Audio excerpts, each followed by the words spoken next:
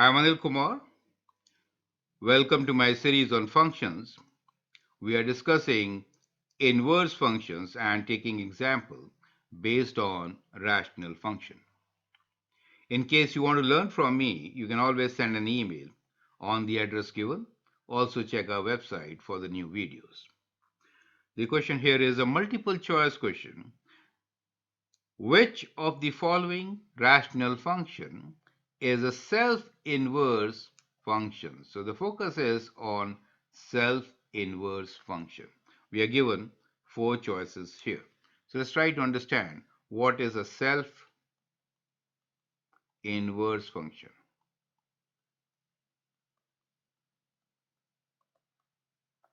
That really means that if f of x is the function, then it is equal to the inverse of its function. Correct? That means the point xy is there on f of x, then a point yx is there on f inverse x. So that is the gist of it. Now, you can actually pause the video, answer this question, and then look into my suggestions. Correct? So that's what this means. Let's look into the strategies to solve such questions. Sometimes time is important and a constraint in a multiple choice, and therefore I'm going to discuss with you two strategies. Let's talk about one strategy which is obvious, and that is find inverse of each function. Now, there are four of them. Finding inverse of each of them will take some time. So that is which may take time. So sometimes that may not be a good strategy, but that is definitely a method of doing it. We'll also take this up later. Okay, so we'll check this. So check it later. Now, the other strategy here is looking into the idea that inverse function, we should have the same points, correct? So we are looking for same points. So that means we can do trial and error. Now, since we are given these functions, we see that the denominator is x plus 1, x plus 2, x minus 1, x minus 2.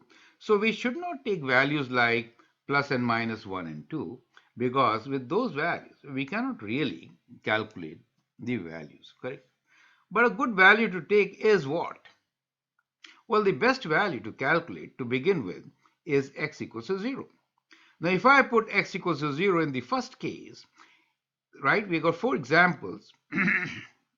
A, if I put x equals to 0, I get y equals to what?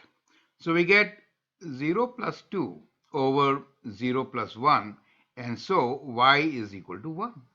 You get the idea. And therefore, the point 0, 1 is on this graph.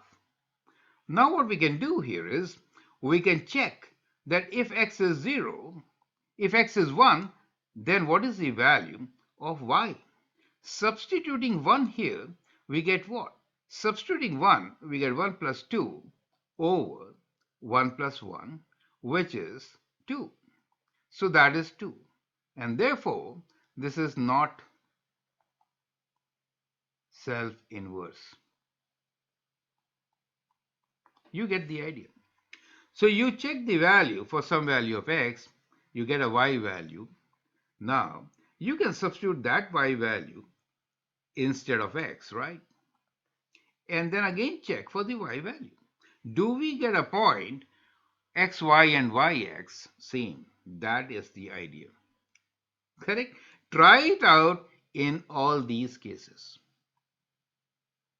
The correct answer, let me tell you, from inspection is C. I'll give you a method of finding it out also by finding the inverse and proving that that is the correct answer. Now let us check in case of C, what do we get? So let's do for C. If I put x equals to 0, in that case, we get y equals to what?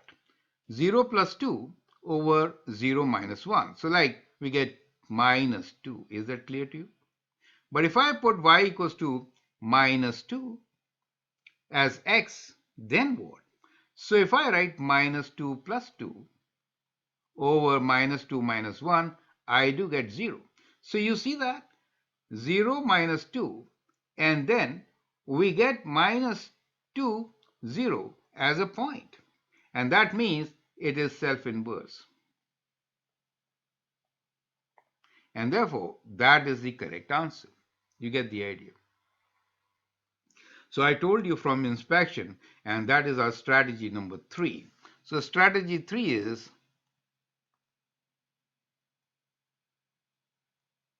is our trick.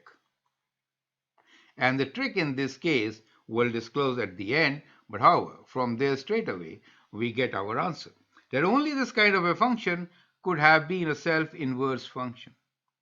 And that is a test for the same. Is that clear to you? Correct. Now let's find inverse of such functions in general. Now one of the good idea about finding inverse is instead of doing all four of them, right, which seems simpler, let's take a general expression. So we are doing general expression. So we have taken x plus a over x plus b instead of writing 1 and 2. You get the idea. So from here, we'll come to a condition which will help us to solve any question based on similar example. That's the whole idea. So to find the inverse, we'll swap x and y. So we get x equals to y plus a divided by y plus b. Cross multiply, and then we get xy minus y equals to minus bx plus b, and rearrange, right? So cross multiply,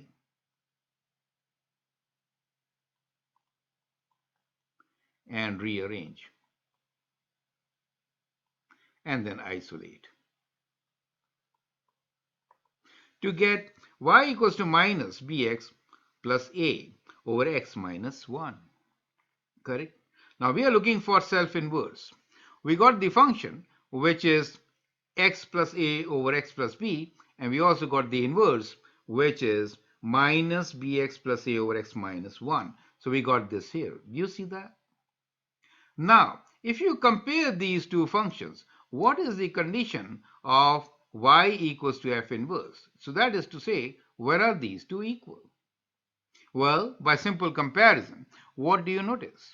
You notice that this term b should have been minus 1. So b equals to minus 1 makes them self-inverse.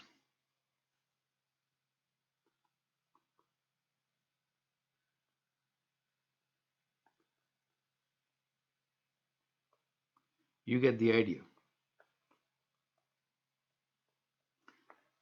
This is the only expression where b is minus 1. Do you see that? The value here is minus 1. And therefore, we can clearly see that C is the right answer.